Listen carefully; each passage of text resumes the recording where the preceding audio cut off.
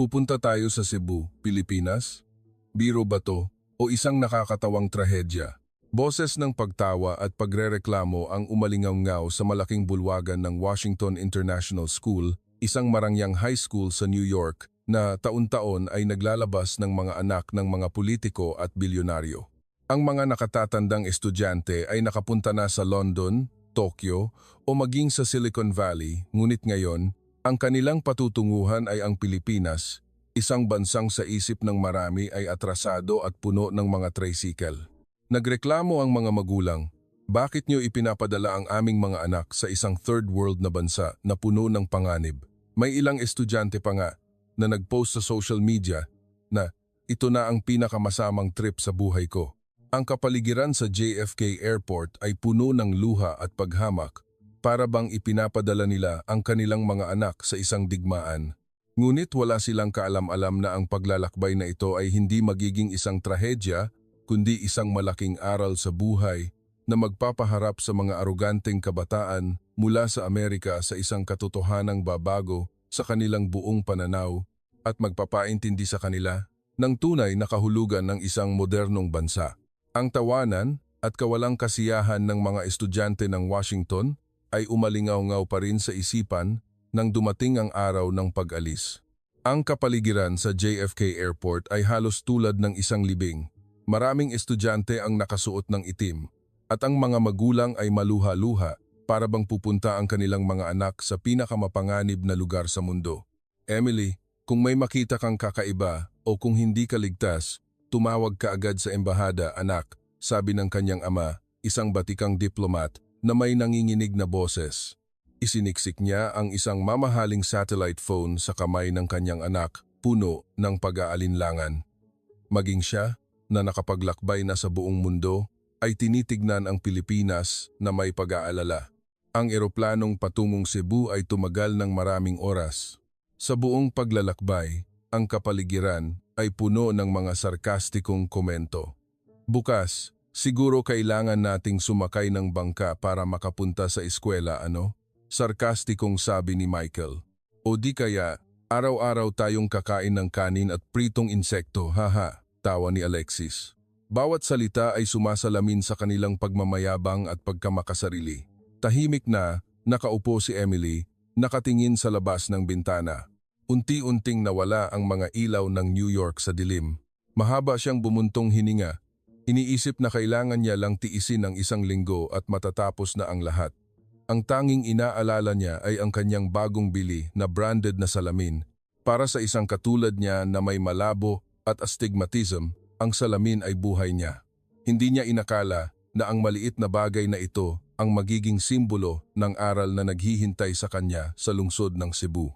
Nang lumapag ang eroplano sa Mactanggent Cebu International Airport, MCIA, malakas ang kabog ng dibdib ng bawat isa na may kakaibang pakiramdam na pinaghalong takot at pagkamuhi.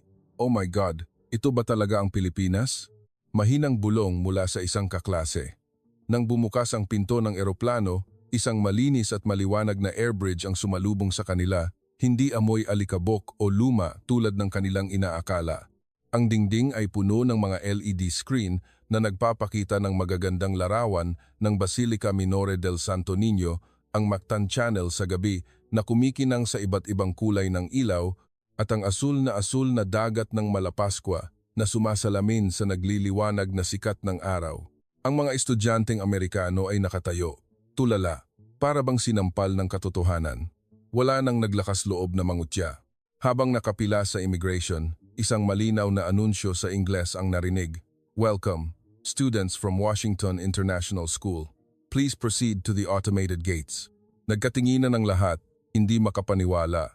Automated gates? Isa-isa silang pumila, in-scan ang kanilang pasaporte, tumingin sa kamera sa loob ng ilang segundo at bumukas ang automatikong pinto. 10 segundo lang. Sa JFK, kailangan naming maghintay ng oras. Gulat na sabi ni Michael. Walang tumutol dahil ang nakita nila ay malinaw na katotohanan. Pagkatapos ng immigration, isa pang katotohanan ang sumalubong sa grupo ng mga estudyante. Ang mga asul na LED na arrow sa sahig ay nagliliwanag, nagtuturo sa direksyon ng baggage claim At ang mas nakakagulat, isang malinis na puting robot ang lumapit sa kanila. "Welcome to the Philippines. Do you need any assistance?" Ang malambing na boses at perpektong Ingles nito ay nagpatahimik sa mga Amerikanong estudyante. Sinabi ng robot na ang kanilang mga bagahe ay lalabas sa conveyor belt number 3 at pagkatapos ay maringal itong umalis. Tumingin si Emily kay Alexis. Pareho silang walang sinabi, ngunit ang kanilang isip ay puno ng tanong, ito ba talaga ang bansang inakala nilang atrasado? Pagkatapos makuha ang kanilang mga bagahe, lumitaw ang mga estudyanteng Pilipino na nakasuot ng maayos na uniforme. "Magandang araw po. Welcome to the Philippines." Isang matamis at masiglang boses ang narinig kasabay ng isang taos-pusong ngiti. Nagpakilala ang dalagita, "Ako po si Leah, isang high school student mula sa Sacred Heart School, Ateneo de Cebu." Ang kanyang accent sa Ingles ay halos katulad ng sa isang native speaker at gumagamit pa siya ng mga American slang ng buong husay.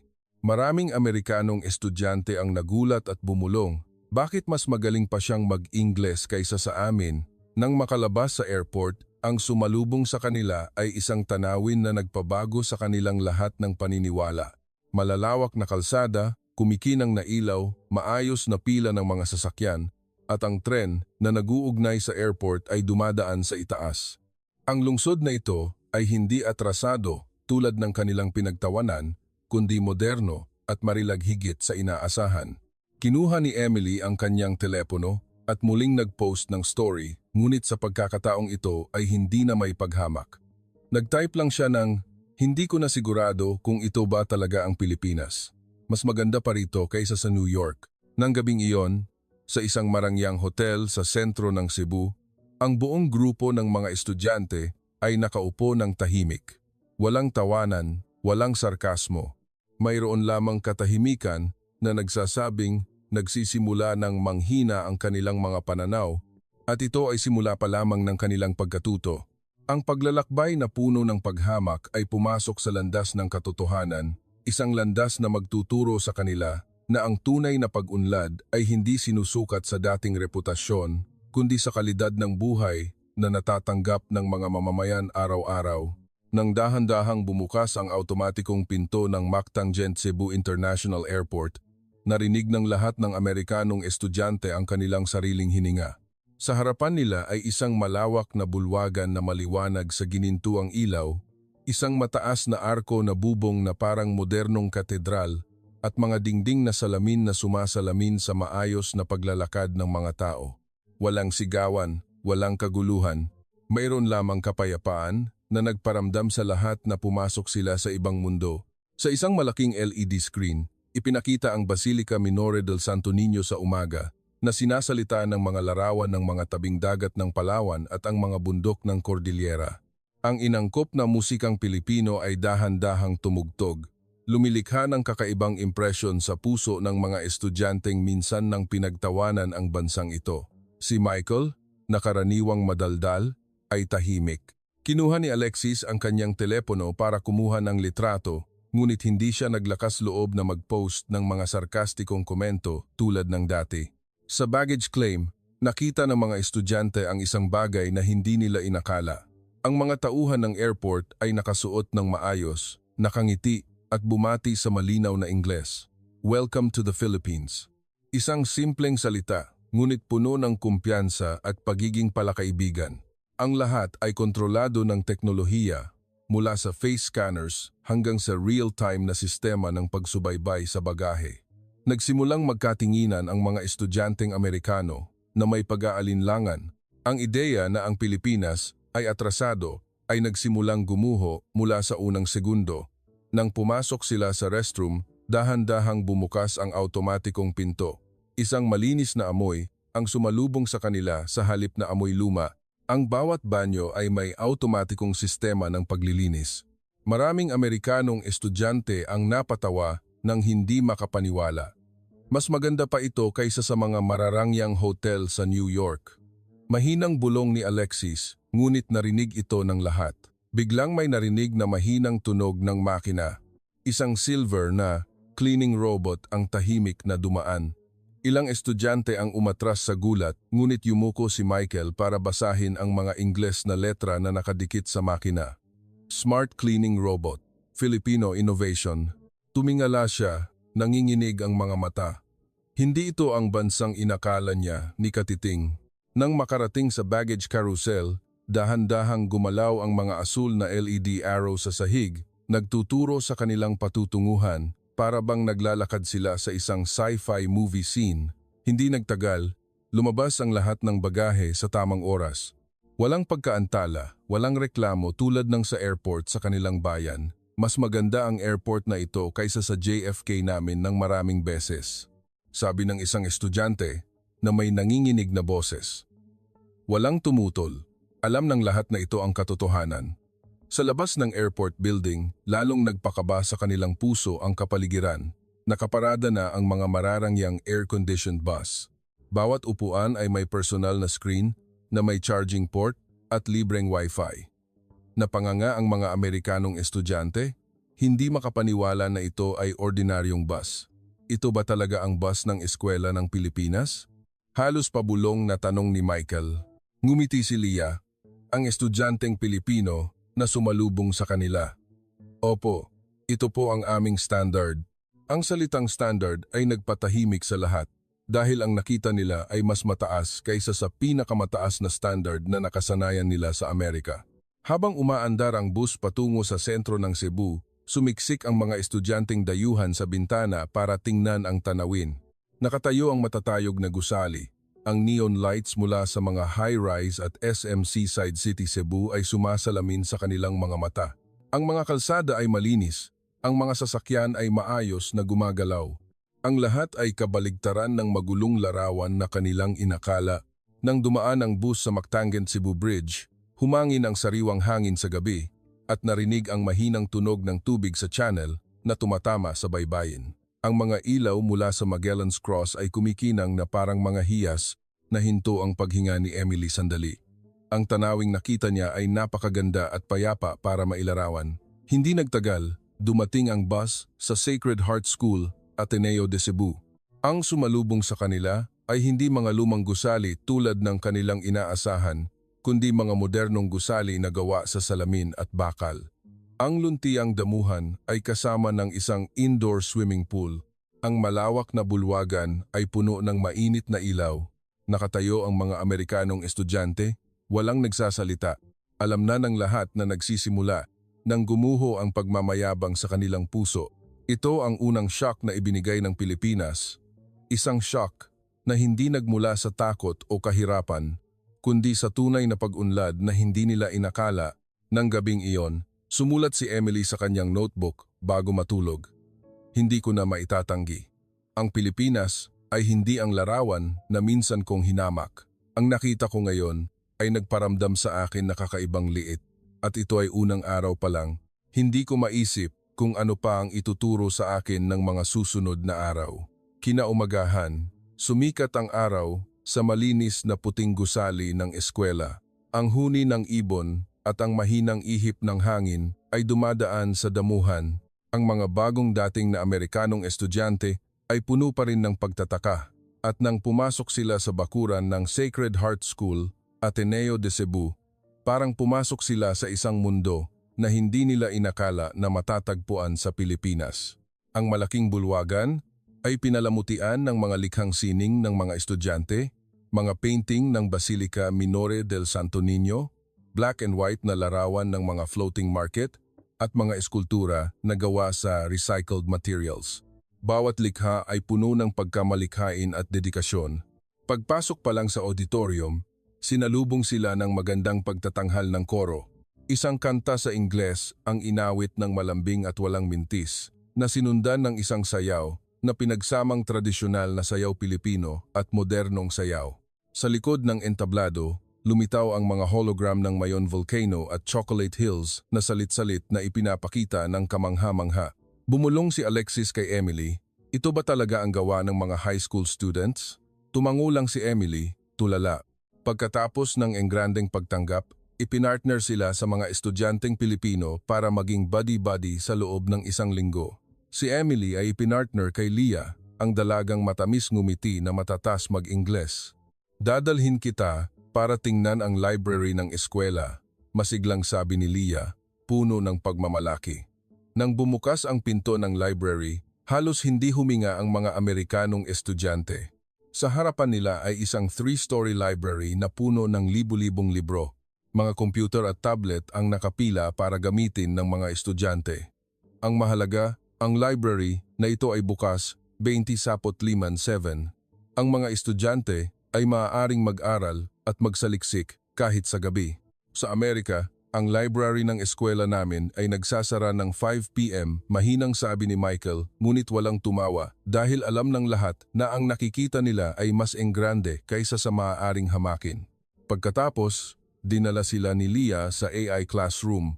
Dito, bawat estudyante ay may tablet na konektado sa isang virtual teacher system. Susuriin ng AI ang kahinaan at kalakasan ng estudyante at aayusin ang pag-aaral ayon sa individual na pangangailangan. Nakatayo ang mga Amerikanong estudyante na tulala. Ito ang hinaharap, ngunit bakit ito nasa Cebu at hindi sa New York? Walang makasagot sa tanong na iyon. Pagdating sa klase ng math, nakaupo ng maayos ang mga estudyanteng Pilipino. Ang lahat ay nakikinig ng mabuti, walang gumagawa ng ingay. At nang magbigay ng problema ang guro, tiwala na nagtaas ng kamay ang mga estudyanteng Pilipino. Ang usapan ay puno ng mga advanced technical terms. Ang problemang nilulutas nila ay calculus at 3D graphs, nakatumbas ng first-year university subjects sa Amerika. Si Michael, na inakalang siya ang pinakamatalino sa klase, ay tahimik na nakaupo, pinagpapawisan ang noo. Nagsimula siyang intindihin na ang kanyang talino ay hindi laging pinakamahusay. Dumating ang oras ng tanghalian. Dinala ang mga Amerikanong estudyante sa canteen. Ang naghihintay sa kanila ay isang international buffet na mayroong pagkaing Pilipino tulad ng adobo at sinigang, pagkaing Hapon, pagkaing European at vegetarian options. Lahat ay inihanda ng mga profesional na chef at kasama na sa tuition fee.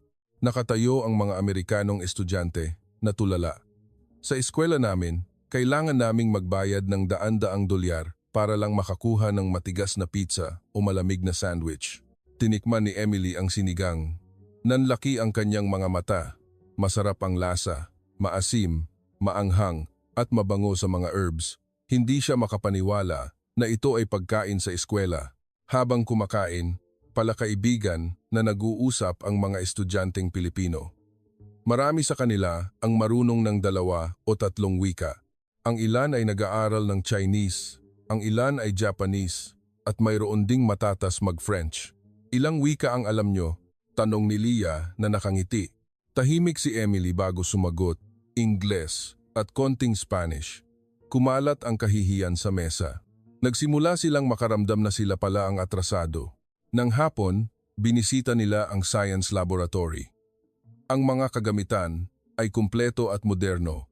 Mayroon pang ang biology lab na kayang mag-cultivate ng cells. Ang mga estudyanteng Pilipino ay gumagawa ng sarili nilang maliliit na research projects tungkol sa clean energy at plastic recycling. Tinginan si Alexis na may inggit dahil sa Amerika, ang eskwela niya ay gumagamit pa rin ng mga basic experiments mula sa nakaraang siglo. Sa pagtatapos ng araw, inanyayahan ni Leah at ng kanyang mga kaibigan ang mga estudyante na bisitahin ang student clubs. Sa loob ay may music practice rooms, recording studios, radio program rooms, at co-working spaces para sa maliliit na startups. Ang kapaligiran ay puno ng creative energy.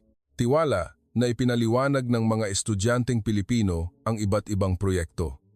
Pakiramdam ni Emily ay nahila siya mula sa isang panaginip. Hindi ito ang Pilipinas na inakala niyang makikita, kundi isang entablado na nagpapakita na ang kabataang Pilipino ay puno ng kakayahan, pagsisikap at pagmamalaki sa kanilang pinagmulan. Nang gabing iyon, habang nakaupo sa dormitoryo, sumulat si Emily sa kanyang notebook na, "Dati, naniniwala ako na kami ang pinakamagaling na bansa, ngunit ngayon, natutunan ko na ang kadakilaan ay hindi kasama sa kapanganakan. Ito ay resulta ng pagsusumikap, disiplina at pagiging bukas sa pagkatuto. Ang nakita ko sa eskwelahan ng Pilipinas ay isang aral sa pagpapakumbaba at alam ko na ngayon na hindi kami mas dakila kaysa sa iba. Nang pumasok ang bus sa probinsya ng Ifugao, ang kapaligiran ay nagbago mula sa matatayog na gusali at malalaking shopping malls sa Cebu patungo sa luntiang kabundukan, ulap na lumulutang sa ibabaw ng mga palayan at amoy ng lupa pagkatapos ng ulan. Ang mga estudyante mula sa Amerika na dating nabuhay sa abalang metropolis ay nagsimulang mamulat sa isa pang mundo na hindi nila inakalang magiging ganito kaganda. Huminto ang bus sa isang maliit na baryo na bahagi ng Cultural Exchange Program na inihanda ng Eskwelahan ng Pilipinas. Mahigit 70 residente ng baryo ang lumabas para magsalubong ng nakangiti at mapagpakumbaba. Nagbigay sila ng sariwang bulaklak bilang pagsalubong sa mga bisita. Ang tunog ng gitara at ukulele ay umalingaw-ngaw na nagparamdam sa mga estudyanteng dayuhan na pumasok sila sa isa pang mundo na puno ng init at sinseridad. Si Jessica, ang dalagang minsan nang nag-post sa social media na ito na ang pinakamasamang trip sa buhay ko, ang unang kumuha ng telepono para mag-picture. Ngunit sa pagkakataong ito, hindi siya kumukuha ng larawan para mangutya o manghamak tulad ng dati, kundi sa tunay na pagtataka. Mahina niyang sinabi, "I didn't know the Philippines could be this beautiful." Ang mga salitang iyon ay nagpatahimik sa kanyang mga kaibigan na nakatayo sa tabi at mas pinagtuunan nila ng pansin ang kanilang paligid. Pagkatapos ng tradisyonal na pagtanggap, hinati ang mga estudyante upang manatili sa mga foster families sa baryo. Ang mga bahay na kanilang tinirhan ay walang swimming pool o air conditioning, ngunit mayroong tradisyonal na bahay na gawa sa kahoy na may mataas na silong, bubong na yari sa nipa, at sariwang hangin na dumadaan sa buong araw. Ang mahalaga, mayroong ngiti ng mga may-ari ng bahay na handang ibahagi ang lahat kahit kakaunti lang ang kanilang ari-arian. Nang gabing iyon, lahat ay inanyayahan sa isang boodle fight. Nakaupo ang mga residente ng baryo sa sahig na may banig. Inihanda ang mga lokal na pagkain tulad ng pinakbet, dinengdeng, longganisa at sariwang gulay. Maraming Amerikanong estudyante ang nag-atubili na gumamit ng kamay upang kumuha ng pagkain o kumain ng kanin gamit ang kamay, ngunit nang makita nila ang mga residente ng baryo na ginagawa ito ng natural at may taos-pusong ngiti, unti-unting nawala ang pag-aalinlangan. Ito ang pinakasimpleng kainan, ngunit ang pinakamasaya sa buhay ko, sabi ng isang mataas na estudyanteng lalaki na dating nangutya na ang mga Pilipino ay sumasakay ng kalabaw sa halip na sasakyan nang walang kahihiyan. Nakaupo siya sa tabi ng isang 10 taong gulang na batang lalaki mula sa baryo na nagbahagi ng huling piraso ng pritong manok sa kanya nang walang pag-aalinlangan. Isang mainit na pakiramdam ang dumaloy sa kanyang puso na hindi niya naramdaman sa mga mararangyang restaurant sa New York. Nang gabing iyon, habang nakaupo ang lahat at nakikinig sa katutubong musika na tinutugtog ng mga residente gamit ang mga instrumentong Cordillera, ang tunog ng flauta ay umalingaw-ngaw sa katahimikan ng lambak. Ang damdamin na dating puno ng pagmamayabang at paghamak ng mga estudyanteng dayuhan ay unti-unting natunaw. Pumikit si Jessica at binigkas ang isang pangungusap na walang sino man ang umasa na sasabihin niya. Siguro, ang pagiging moderno ay hindi nangangahulugang matatayog na gusali o mararangyang sasakyan, ngunit maaari itong mangahulugang isang pusong marunong magbahagi at simpleng kaligayahan.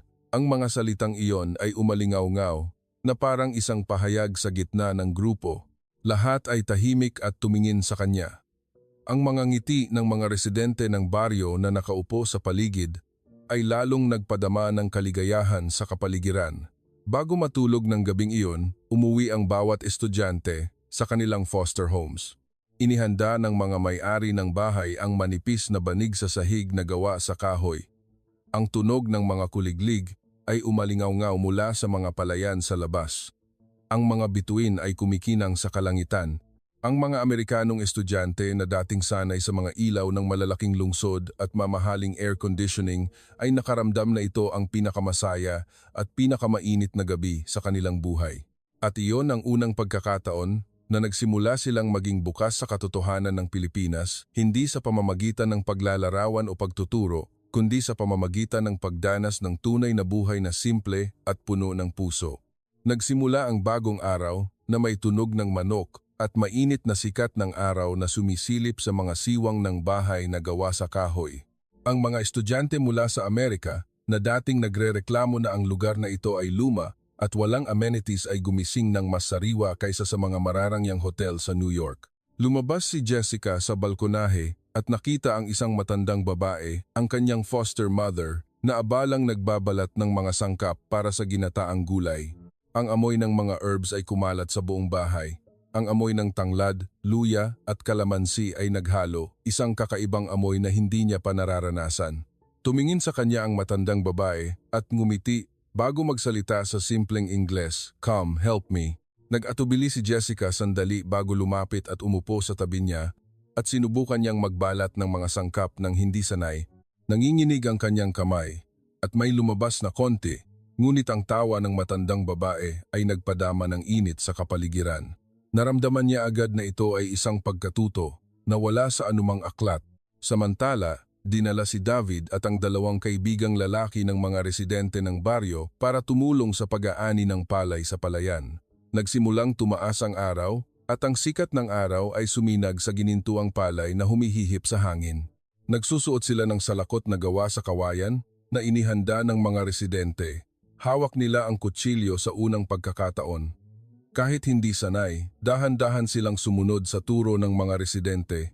Tumulo ang pawis sa kanilang mukha, ngunit sa puso nila ay nakaramdam sila ng kakaibang pakiramdam. Lumingon si David sa kanyang kaibigan at sinabi, "Ito ang trabaho na nagparamdam sa akin ng respeto sa mga tao na minsan naming hinamak." Sa isang umaga lang, natuto sila na ang bawat butil ng kanin na kanilang kinakain ay nagmula sa pagsusumikap at pawis, hindi lang sa pagbili sa supermarket. Nang hapon, dinala ang mga bata para bisitahin ang isang maliit na eskwelahan sa baryo. Isang lumang bahay na gawa sa kahoy na may ilang silid-aralan lamang, nakaupo ng maayos ang mga estudyanteng Pilipino sa mga lumang banig. Gumamit ang guro ng blackboard na nagbabalat na ang pintura, ngunit sa mga mata ng bawat bata ay puno ng pagiging masigasig sa pag-aaral. Ang mga estudyante mula sa Amerika, nang makita ang tanawing ito, ay tahimik sandali bago sila inanyayahan ng punong guro na subukang turuan ng mga bata ng Ingles. Si Jessica, na dating pinakamayabang, ang unang tumayo para magsulat ng mga Ingles na letra sa blackboard, ABC. Ang mga bata ay pumalakpak ng may kagalakan. Kahit hindi malinaw ang kanilang pagbigkas, lahat ay nakangiti ng taos puso. Lumandas ang luha sa mata ni Jessica nang hindi niya namamalayan. Lumingon siya sa kanyang mga kaibigan at sinabi, "Ito lang ang meron sila, ngunit nag-aaral sila ng may pusong mas malaki kaysa sa atin." Ang mainit na kapaligiran ay unti-unting nagpaguho sa pader ng pagmamayabang na dating naghihiwalay sa kanila at sa Pilipinas. Nang gabing iyon, mayroong isang pagtanggap na inihanda ng mga residente ng baryo upang basbasan ang lahat ng mga naglalakbay. Ang lahat ay inanyayahan na umupo ng pabilog. Ang matatandang residente ay nagtali ng puting sinulid sa pulso ng bawat isa habang nagdarasal sa lokal na wika. Kahit hindi nila naintindihan, ang damdamin na ipinadala mula sa mga mata at tunog ng panalangin ay mas malinaw kaysa sa anumang salita. Nagkatinginan si Jessica at David bago sila magmano ng awkward, ngunit ito ay nagpatawa sa lahat ng residente. Ang mga Amerikanong estudyante na dating nangutya sa mga Pilipino na naniniwala sa mga walang kabuluhang bagay ay tahimik na nakaupo, nararamdaman ang kapangyarihan ng pananampalataya at init na hindi nila kailanman naranasan sa buhay sa malaking lungsod. Kinaumagahan, dinala ang grupo ng mga estudyante sa isang view deck sa Cordillera upang pagmasdan ang mga hagdan-hagdang palayan na nakatayo ng marilag sa kabundukan. Ang tunog ng agong ay umalingaw-ngaw. Ang sariwang hangin ay dumaan sa mga banderitas na lumilipad. Ang sagradong kapaligiran ay automatikong nagpatahimik sa lahat. Nang makarating sa tuktok, huminto si David. Nakita niya ang isang matandang lolo elderly man na tahimik na nakaupo, nagpapahinga. Ang tanawing iyon ay nagpaalala sa kanya ng kanyang sariling kaguluhan sa New York na puno ng tunog ng sasakyan, musika at paghabol sa tagumpay. Bumulong siya, siguro. Ang kapayapaan ay ang tunay na karangyaan. Nakatayo si Jessica sa tabi niya, lumuluha muli. Nagsimula siyang matanto na ang bansang minsan niyang minamaliit ay mayroong napakahalagang bagay na nagpapabusog sa puso, higit pa sa pamimili sa anumang marangyang shopping mall. Bago bumalik mula sa view deck, huminto ang bus upang makita nila ang pamumuhay ng isang lokal na tribo sa kabundukan. Ang mga bata ay naglalaro ng may masayang ngiti. Kahit walang cellphone o branded na damit, ang mga ngiti ay pinaka-sincere. Ang mga Amerikanong estudyante na dating inakala na ang kaligayahan ay nagmumula sa pera at materyal na bagay ay nakita ang katotohanan sa harap nila. Kinuha ni Jessica ang kanyang notebook at sumulat sa nanginginig na sulat, "The Philippines has taught me wealth is not in pockets but in hearts." Nang gabing iyon ay pinakaspesyal na gabi sa baryo. Nagkaroon ng katutubong sayaw ang mga residente. Mayroong flashlight na nagbibigay liwanag sa lupa. Ang mga Amerikanong estudyante at mga batang Pilipino ay nakaupo ng magkasama. Ang mga tawa ay naghalo. Ang mga bata na dating pinaghiwalay ng pader ng kultura ay naging magkaibigan ng hindi gumagamit ng wika. Tiningnan ni Jessica at David ang kanilang paligid. Nagsimula na silang maintindihan na ang paglalakbay na ito ay hindi isang parusa, kundi ang pinakamalaking aral sa buhay na ibinigay ng eskwelahan at ng kanilang mga magulang. At nang gabing iyon, ipinangako ng lahat sa kanilang puso na pagbalik sa Amerika, hindi na sila magiging parehong tao. Pagkatapos ng huling gabi sa baryo, lahat sa grupo ay nakaramdam ng panghihinayang na kailangan nilang iwanan ang lugar na ito. Unti-unting suminag ang bukang liwayway sa mga palayan. Ang tunog ng kampana ng simbahan ay narinig kasabay ng tunog ng manok. Ito ay isang tanawin na malalim na nakatatak sa alaala ng mga Amerikanong estudyante. Nakatayo si Jessica sa gilid ng palayan. Nakita niya ang mga residente ng baryo na naghahanda ng mga kalabaw para mag-araro sa bukid. Ang tawa ng mga bata na naglalaro sa pilapil ay parang walang katapusang awit. Ang kanyang puso na dating puno ng kawalang kasiyahan at paghamak ay kakaibang tahimik. Mahina niyang sinabi kay David, "Hindi ko makapaniwala na ang bansang inakala kong atrasado ay nagturo sa akin ng mas maraming tungkol sa buhay kaysa sa nagawa ng New York." Dahan-dahang tumango si David. Sincere ang boses. "Siguro, hindi tayo pumunta rito para baguhin ang Pilipinas, kundi para baguhin tayo ng Pilipinas." Ang bus na sumundo sa kanila ay umalis sa baryo. Ang daan na dumadaan sa mga bundok at ilog ay nagpatahimik sa lahat ng sakay ng bus. Bawat isa ay nakalubog sa sarili nilang pag-iisip. Nang makarating sa Cebu City, isang abalang lungsod na puno ng mga turista, dumaan sila sa Colon Street at Carbon Market.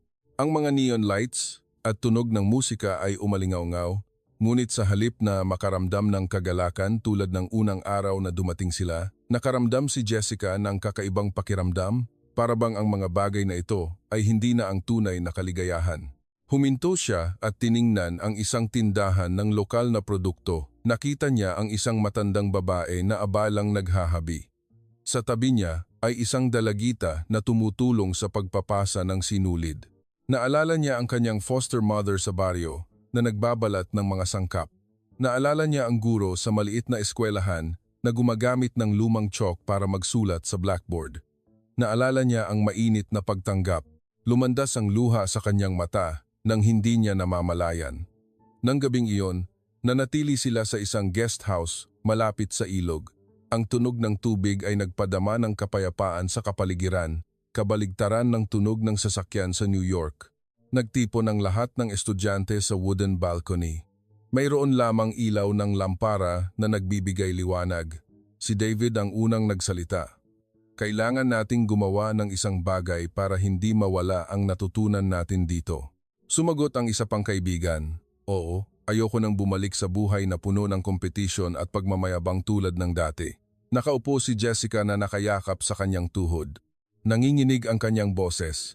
"Siguro, ang dapat nating ibalik ay hindi souvenirs o litrato, kundi ang puso nating nagbago."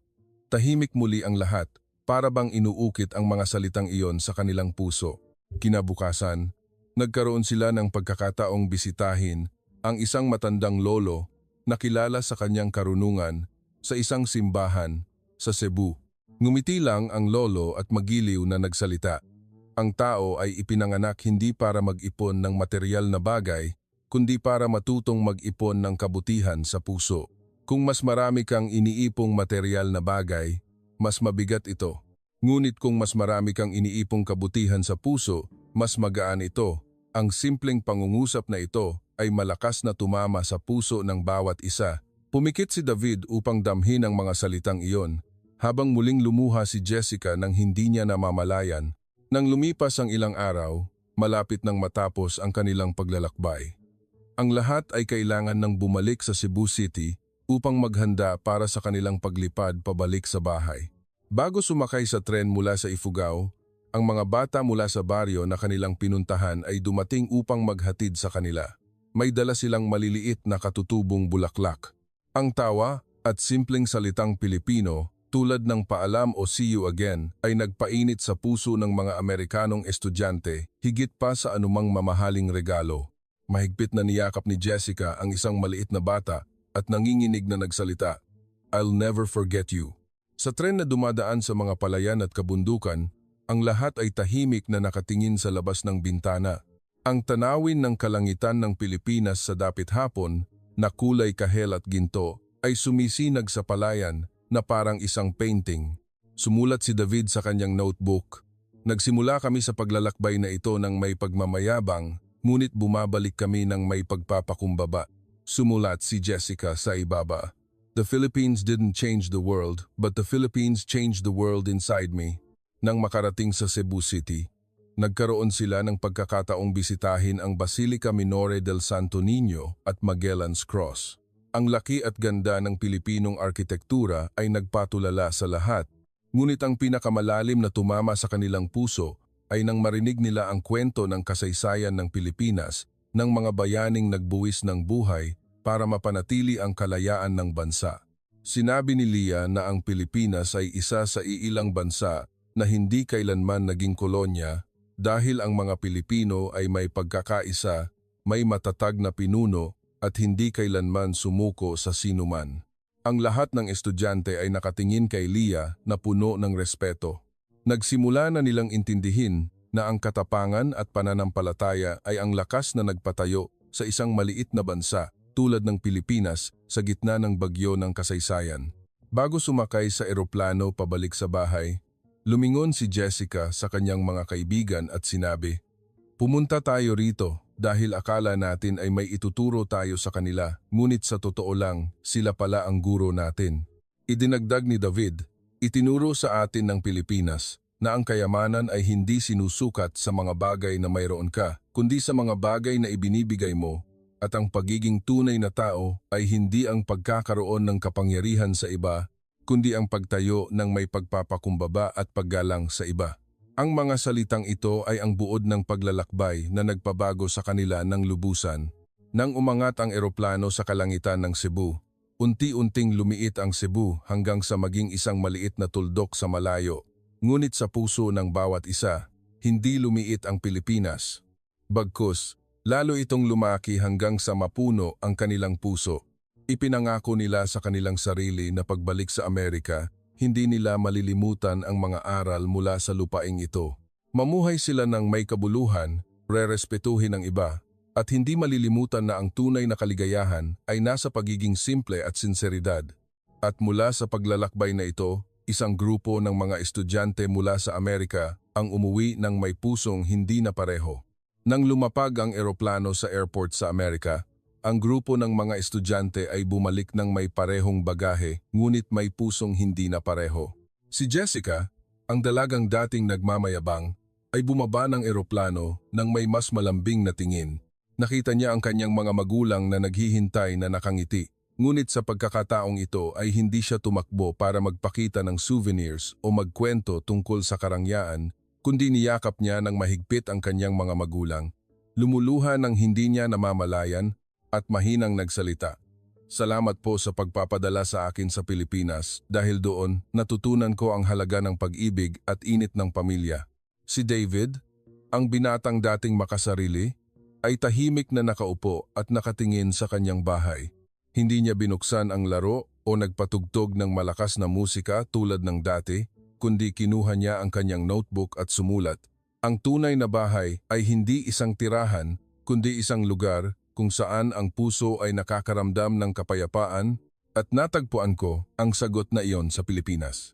Ilang linggo ang lumipas, nagdaos ang eskwelahan sa Amerika ng isang presentasyon tungkol sa karanasan ng cultural exchange. Tahimik ang buong silid nang marinig nila si Jessica at ang kanyang mga kaibigan na nagkwento tungkol sa maliit na baryo na walang kahit sementadong kalsada ngunit puno ng ngiti at init. Sinabi ni Jessica sa harap ng lahat, "Hindi ako pinahirapan ng Pilipinas, ngunit pinakaramdam sa akin na mayroon akong kulang sa pinakamahalagang bagay, ang sinseridad at pagpapakumbaba." Ang palakpakan ay umalingaw-ngaw sa buong silid. Ang mga batang dating nangutya sa kanya ay tumingin ng may paghanga dahil walang sinuman ang naniwala na ang mga salitang ito ay manggagaling sa bibig ni Jessica. Matapos ang kaganapan, nagsimula silang baguhin ang kanilang pamumuhay. Maraming bata ang tumulong sa kawanggawa. Ang ilan ay sumali sa mga aktibidad para sa komunidad. At ang mahalaga, lahat ay nagkaroon ng mas mainit na relasyon sa kanilang pamilya. Itinigil ni Jessica ang paggasto sa mga mamahaling bagay. Pinili niyang bumili ng maliliit na bulaklak para sa bahay sa halip na mamahaling branded na bag at sinabi sa kanyang ina, "Inay, ang tunay na kaligayahan ay wala sa presyo, kundi sa kahulugan na ibinibigay natin dito." Si David ay gumugol ng kanyang libreng oras sa pagtulong sa soup kitchen para sa mga walang tirahan. Sinabi niya sa kanyang mga kaibigan, kung ang mga Pilipino sa maliit na baryo ay kayang magbahagi kahit wala silang marami, ano pa ang ipipilit nating dahilan para hindi magbahagi na tayo ang maraming sobra? Lumipas ang oras, ang mga alaala mula sa Pilipinas ay nanatili sa kanilang puso. Sa tuwing nakikita nila ang kalangitan sa gabi na kulay ginto, naaalala nila ang mga palayan sa Ifugao. Sa tuwing naririnig nila ang tawa ng mga bata, naaalala nila ang maliit na eskwelahan sa baryo. At sa tuwing nakakaramdam sila ng panghihina, naaalala nila ang turo ng matandang lolo na mag-ipon ng kabutihan sa puso dahil iyon ang mananatili sa iyo sa buong buhay. Ang mga aral mula sa lupaing Pilipino ay humubog sa kanila para maging bagong tao, mga tao na hindi lamang tumitingin sa mundo gamit ang mata, kundi gamit ang puso, mga tao na hindi lamang naghahangad ng tagumpay, kundi naghahanap din ng kahulugan, mga tao na hindi lamang gustong magkaroon, kundi gustong maging. Ito ang kwento ng isang grupo ng mga estudyante na nagsimula sa paglalakbay ng may pagmamayabang ngunit bumalik ng may pagpapakumbaba. Ang kwento ng mga bata na dating nangutya sa iba ngunit natutong ngumiti ng taos-puso. Ang kwento ng pusong dating tuyot ngunit naging sagana sa init mula sa lupaing Pilipino. At ito ang huling tanong na gustong iwan ng kwentong ito sa lahat. Ang halaga ng iyong buhay, susukatin mo ba ito sa mga bagay na mayroon ka o sa mga bagay na natutunan at ibinahagi mo? Kung naantig ka sa kwentong ito, huwag kalimutang mag-subscribe sa aming channel para hindi mo makaligtaan ang mga kwento ng inspirasyon mula sa bawat sulok ng mundo dahil minsan, ang pinakamalayo na paglalakbay ay hindi ang pagpunta sa ibang bansa, kundi ang paglalakbay patungo sa puso ng iyong sarili.